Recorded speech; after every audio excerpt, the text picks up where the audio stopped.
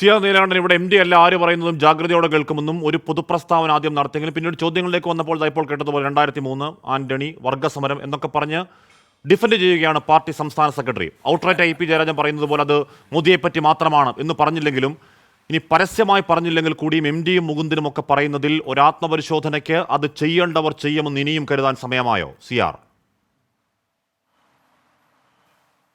അല്ല, അവിടെ തന്നെയാണ്. ഇതിലിപ്പോ ഇത് കേരള ഗോവിന്ദ മാഷ് ഇന്ന് കുറച്ച് പുറകോട്ട് വന്നിട്ടുണ്ടെന്ന് ഞാൻ വിചാരിക്കുന്നു. ഇത് എല്ലാവരെ പറ്റിയുമാണ്, എല്ലാ ഭരണാധികാരികളെ പറ്റിയുമാണ് എന്ന് പറയുമ്പോൾ അതിൽ പിണറായി വിജയൻ പെടില്ല എന്ന് അദ്ദേഹം പറയുന്നില്ല, പറയാതെ പറയുന്നുണ്ടെങ്കിലും. ഒന്നാമത്തെ കാര്യം, EMS മാതൃകയാക്കണം എന്ന് പറയുമ്പോൾ അത് മോഡിക്കോ AK ആന്റണിക്കോ അല്ല, അത് കൃത്യമായും ആർക്കാണ് 1957 മന്ത്രിസഭയുടെ തുടർച്ചയാണ് എന്ന് പറഞ്ഞ ആർക്കാണ് അത് വരേണ്ടതെന്ന് പറയണം.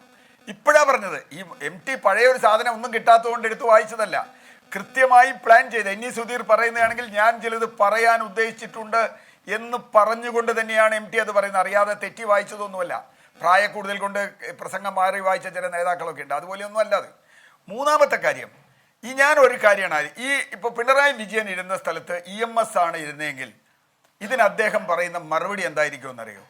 ഞങ്ങൾക്കും തെറ്റുപറ്റിയിട്ടുണ്ട്, ഞങ്ങൾ തിരുത്തുകയാണ് വേണ്ടത്, ഞങ്ങൾ തിരുത്തും, ഞങ്ങൾക്ക് ഒരു സംശയമില്ല. അത് ഇടയ്ക്ക് അറിയാതെ പറയുന്നുണ്ട്. പക്ഷേ എന്തെങ്കിലും തെറ്റ് കഴിഞ്ഞ 8 വർഷമായി പിണറായി വിജയൻ സർക്കാരിന് വന്നു എന്ന് ഗോവിന്ദൻ മാഷക്ക് തോന്നുന്നില്ല.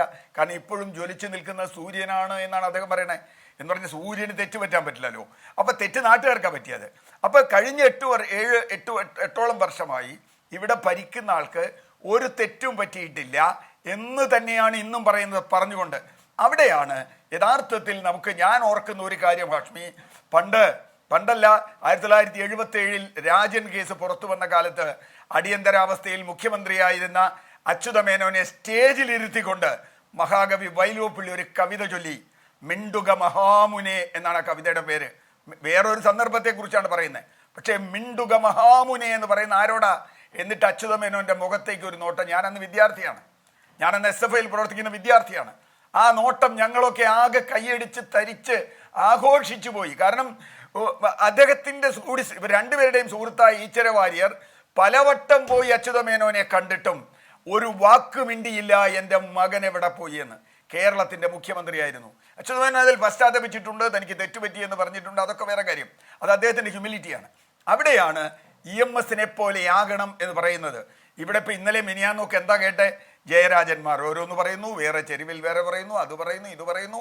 പക്ഷേ NS മാധവനോ ഇടതുപക്ഷത്തോടൊപ്പം നിൽക്കുന്ന NS മാധവനും സാറ ടീച്ചർ അടക്കമുള്ള ആളുകൾ എത്ര കൃത്യമായി കാര്യം പറഞ്ഞു. കാരണം ഇവിടെ ബംഗാളിൽ ഇതേപോലെ മഹേശ്വരാദേവിയും അപർണ സെന്നും ശംഖോ ഘോഷും അടക്കമുള്ള ആളുകൾ ഇതുപോലെ കൃത്യമായി പറഞ്ഞിട്ട് അത് അവഗണിച്ച സംഗതി.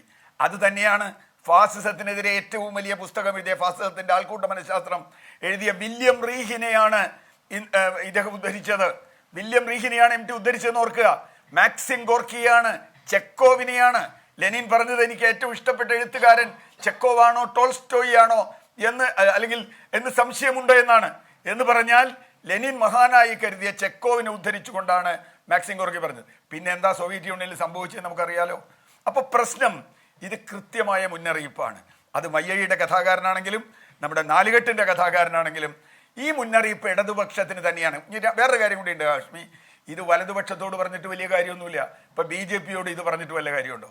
EMS നോക്കണം, EMS മാതൃകയാക്കണമെന്ന് മോഡിയോടോ അല്ലെങ്കിൽ ഇവിടെയുള്ള BJPക്കാരോടോ ഇനി കോൺഗ്രസ്സുകാരോടോ പറഞ്ഞിട്ട് വല്ല കാര്യമുണ്ടോ?